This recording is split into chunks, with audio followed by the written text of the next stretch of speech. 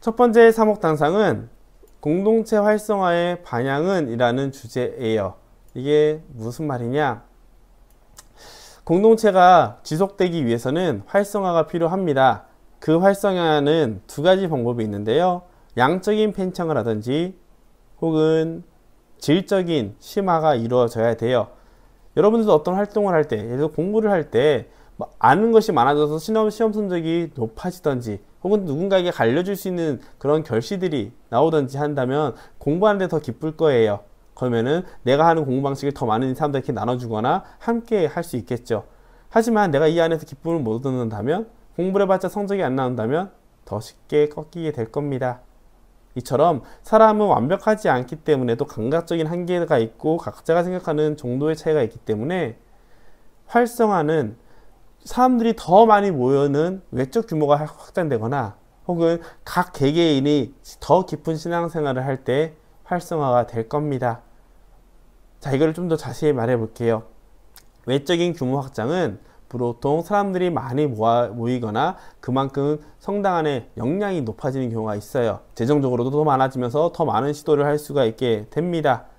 그만큼 새로운 시도를 할 수 있게 되고, 그런 새로운 시도는 또 새로운 관계의 형성을 통해서 자극과 성장을 계속 촉진하게 되죠.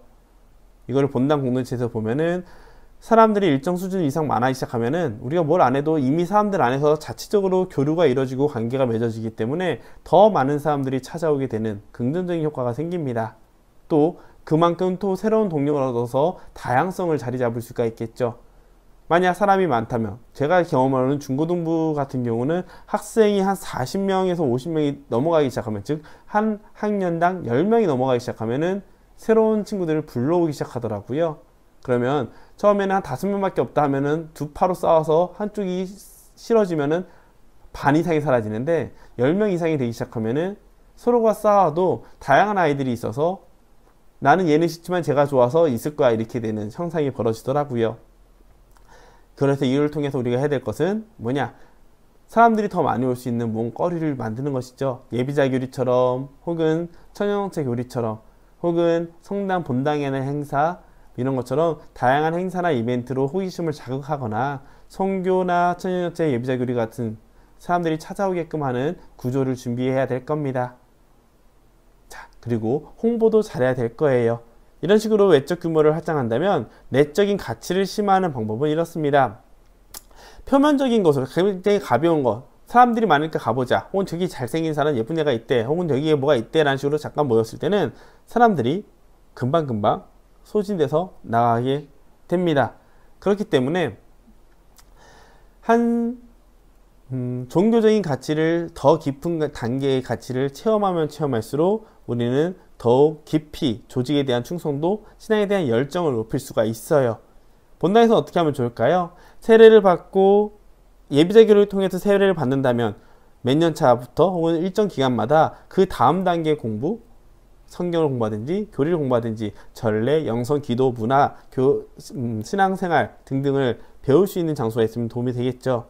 혹은 기도생활도 이런 기도도 있고 저런 기도 방식도 있고 저런 기도 방식도 있고, 이런 다양한 기도 방식을 통해서 우리는 더 신앙을, 내 마음을 심화시킬 수 있는 기회로 삼을 수 있을 겁니다. 그런데 여기서 굉장히 큰 장애물이 생겨요. 첫 번째, 사람들이 모여들기 시작하면은 문제가 생깁니다. 코로나 시나든 전염병 같은 사회적인 문제가 생길 수도 있고요. 두 번째로, 사람들이 모이기 시작하면은 자연스럽게 이 사람들 안에서 힘을 얻으려고 하는 사람들이 생기게 됩니다. 그렇기 때문에 어떠한 힘이 권력층이나 개토라고 하는 끼리끼리 문화가 생기게 되면 사람들이 찾아오지 않게 돼요. 오히려 거부하게 되죠. 사람들이 많아질수록 기존에 있던 관계가 흔들릴 수 있는 위험성이 있기 때문이죠. 그래서 돈에 대한, 사람에 대한, 권력에 대한 욕심이 활성화를 가로막는 가장 큰 장애물이 됩니다. 물론 서로 간의 시기 질투 역시 이 사람에 대한 걸로 포함되면 되겠죠.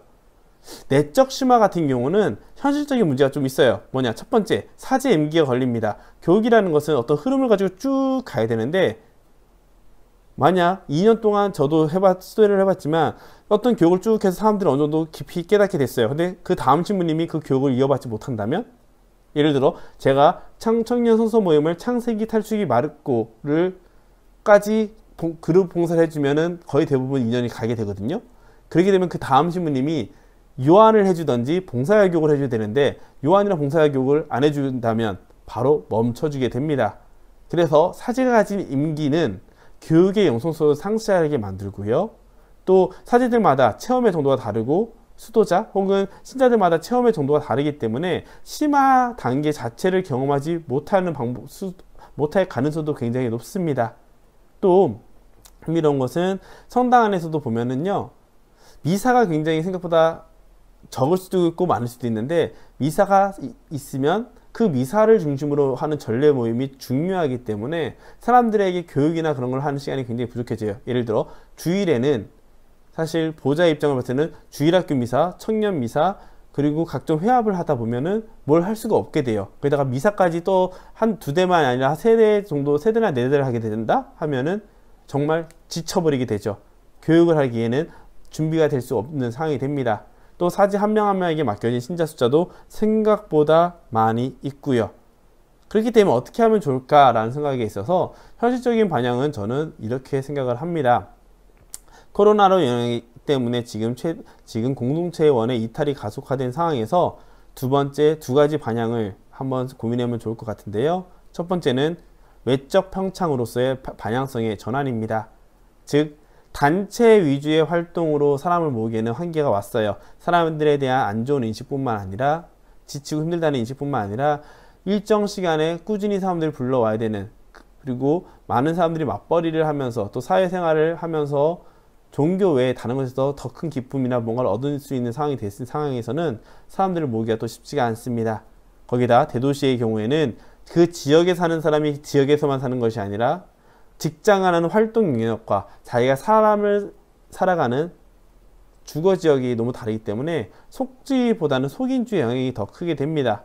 따라서 단순히 기존의 방식대로 단체원을 늘리고 줄이는 그런 부분보다는 다양한 영역인 취미나 온라인, 즉 여기서 말하는 취미는 뭐 게임, 뭐 등산 뭐 이런 것도 좋지만 그거보다는 각 분야별로 모일 수 있는 뭐 기도 중심의, 성경 공부 중심의, 책 중심의 이런 식으로 그리스도교 문화의 다양한 부분을 다양한 영역 안에서 사람을 모을 수 있는 장을 만들어야 되지 않을까라는 생각이 듭니다. 이를 위해서는 제 생각에는 주일 미사도 오전 미사만 사람들을 최대한 많이 올 수 있고 오전 미사만 하고 오후에는 이런 모임들을 중심으로 사람들이 다양성을 확보할 수 있게 하는 것이 좋지 않을까라는 생각, 혹은 본당마다 사제들이 혹은 지구 단위로 사제들이 돌아가면서 사람들에게 교육을 하거나 체험을 할 수 있는 그런 게 있으면 좋지 않을까라는 생각이 듭니다. 내적 심화가 바로 여기서 연결되는데 지구와 교구 시스템의 구축인데요. 교육은 반드시 필요하지만 사제들만의 영향 차이가 있고 연속성이 없다면 본당은 기초교육, 즉 예비자 교리와 천연세 교리 같은 기초 단계의 교육을 중심으로 하고 지구 차원에서 다양한 심화 프로그램을 만드는 것, 또 교구 차원에서는 더 깊은 심화 프로그램을 준비하는 방식으로 가는 게 좋지 않을까라는 생각이 듭니다. 그렇지만 저는 이게 그나마 가장 가능한 방법이라고 생각하지만 실제로는 현실적으로는 굉장히 쉽지는 않을 것 같아요. 누구 한 명이 이루어지는 것도 아니고 교구 시스템 전체가 바뀌려면은 그 안에 있는 구성원들도 이해 정도가 다 달라지기 때문에, 하지만 현실적으로 앞으로는 이렇게 방향성을 가야 되지 않을까라는 생각을 하게 됩니다. 그래서 공동체 활성화의 현실적 방향은 바깥 세상의 흐름을 따라가면서도 우리의 신앙을 담을 수 있는 그릇을 다시 재편해야 되는 것이 좋지 않을까라는 생각을 담게 됩니다.